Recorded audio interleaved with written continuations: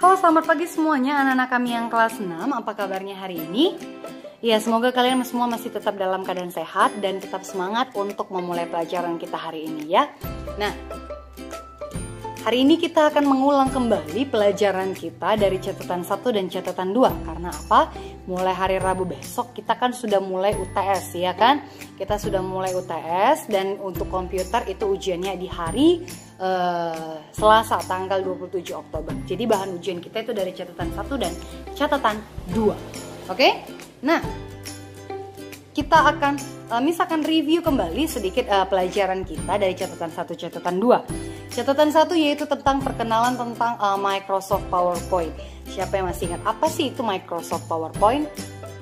Iya, Microsoft PowerPoint itu adalah salah satu program pengolah presentasi. Presentasi itu kegiatan berbicara di depan umum, ya kan? Untuk memudahkan kita melakukan presentasi, supaya audiens itu lebih gampang mengerti, kita menggunakan namanya PowerPoint, Microsoft PowerPoint, ya kan? Nah, lembar kerja pada Microsoft PowerPoint itu disebut sebagai slide, yaitu yang berupa tampilan di layar yang berupa tulisan, gambar yang akan kita tampilkan atau akan kita presentasikan. Nah, ada banyak bagian-bagian dari PowerPoint, lembar kerja PowerPoint, seperti yaitu title bar, itu untuk menampilkan nama file kita ya kan. Ada menu bar, barisan berisi menu-menu, kemudian ada slide pane, yaitu untuk mengubah isi slide. Ada navigasi slide, yaitu yang kotak-kotak kecil di samping. Nah, itu untuk mengatur, melihat dan mengatur slide. Kemudian ada kotak keterangan kalau kita mau membuat informasi tambahan pada slide. Ada status bar untuk menampilkan informasi slide, udah berapa lembar yang kita buat atau berapa kata, seperti itu dia. Ya kan? Kemudian ada juga tombol ukuran, ya kan? Dan juga ada tombol zoom in, zoom out untuk memperbesar atau memperkecil tampilan lembar kerja, ya kan? Nah, tombol ukuran itu ada 3. Yang pertama itu tombol minimize, yaitu untuk memperkecil tampilan menjadi ukuran tombol. Nah, yang kedua itu ada tombol maximize. Kebalikannya, maximize berarti untuk memperbesar tampilan menjadi maksimal. Tapi ada pasangannya itu tombol restore. Restore itu artinya adalah mengembalikan tampilan ke ukuran semula. Dan yang terakhir itu adalah tombol exit. Tombol exit itu untuk keluar dari program PowerPoint.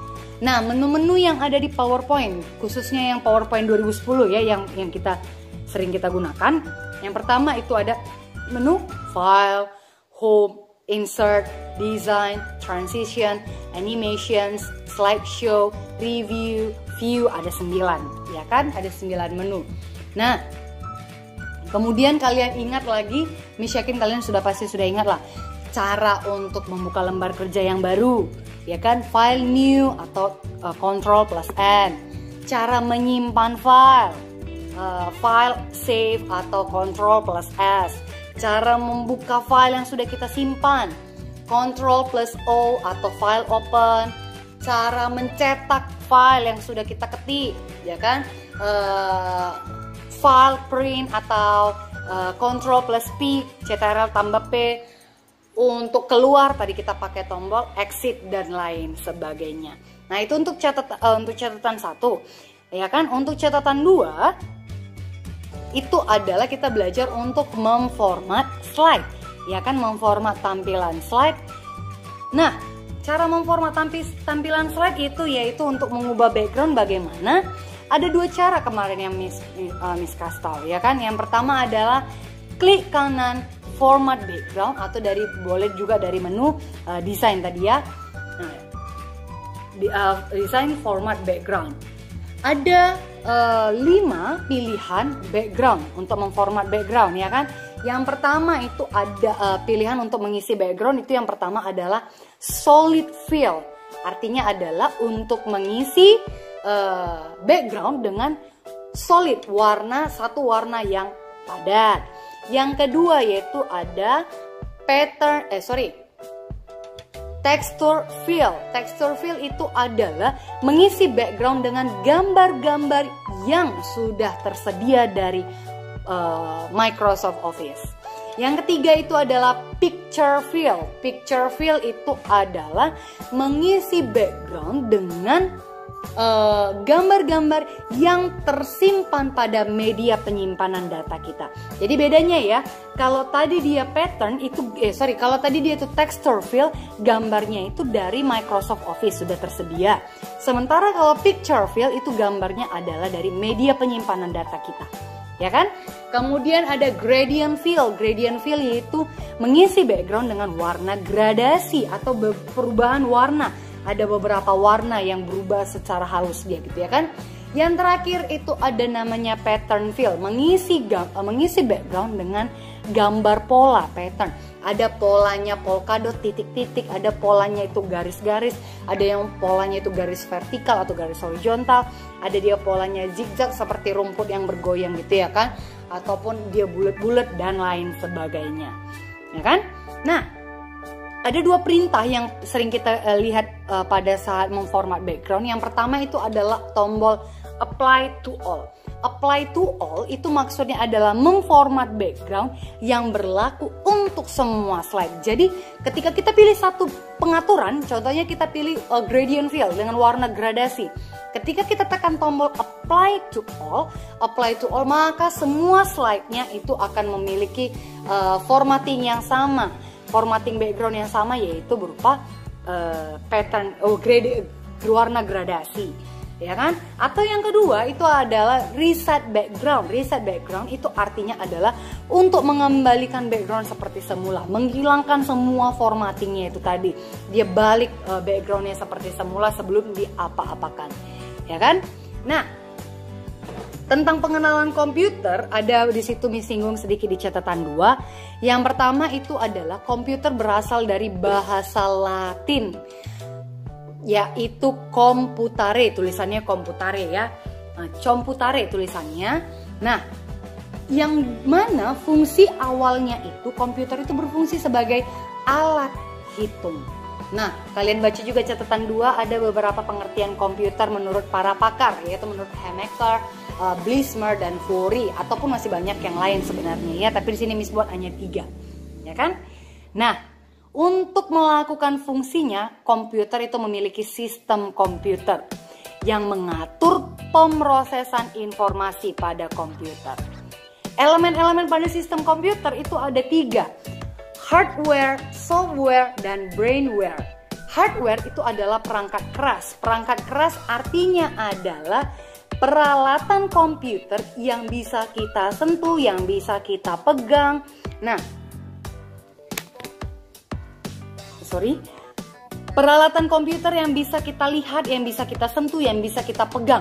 Contohnya apa? Kayak CPU, monitor, keyboard, mouse, joystick, kemudian speaker, printer. Nah, itu semua termasuk dalam hardware atau perangkat keras.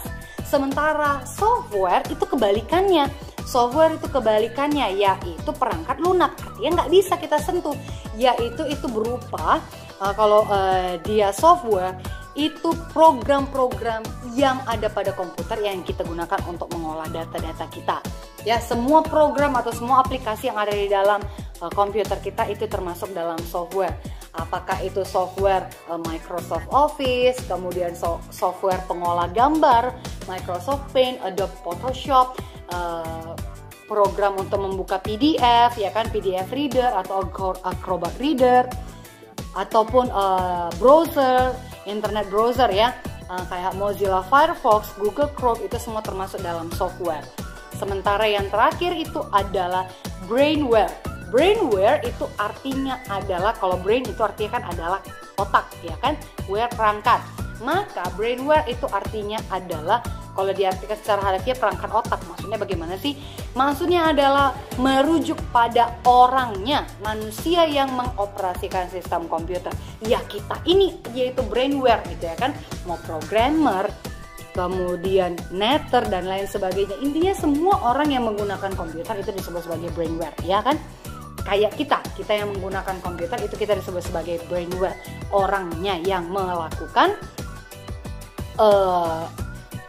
yang mengoperasikan komputer. Oke? Nah, penggolongan komputer. Kita masuk ke penggolongan komputer. Berdasarkan data yang diolah itu ada 3, yaitu komputer analog, komputer digital, dan komputer hybrid. Berdasarkan penggunaannya itu terbagi dua.